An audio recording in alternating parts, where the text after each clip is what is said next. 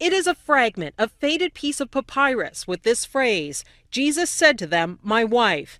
It's written in the ancient Egyptian Coptic language. Harvard Divinity School professor Karen King did the translation. When I first saw this fragment, it was actually through a photograph.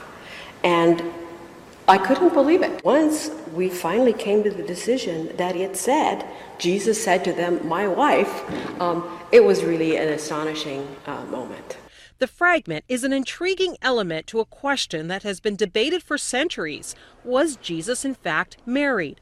If so, was his wife Mary Magdalene? Early writings from the Gospels of Matthew, Mark, Luke, and John make no reference to Jesus having a wife. What we are talking about was written on a scrap of paper, no bigger than this business card. And what's missing in all of this is context. Very few words are legible on it. Jesus, disciples, wife.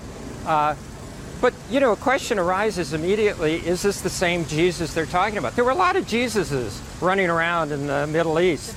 Although it is authentic, it is not canonical, which means that it is not inspired word of God because it's not part of the canon, not part of the 27 books of the New Testament. Where did it come from? The papyrus belongs to a private collector who wishes to remain anonymous. A preliminary examination by experts determined it looks to be consistent with the period between the 2nd and 4th centuries. And the rest of the supposed gospel, what happened to it? King, based on the condition, says it may have been discarded, with only this piece salvaged from a garbage heap. This fragment, mysterious as it is, doesn't offer a definitive conclusion, says King. This fragment, this new piece of papyrus evidence, does not prove that he was married, nor does it prove he's not married. We have the earliest reliable historical tradition is completely silent on that. So we're in the same position we were before it was found. We don't know if he was married or not.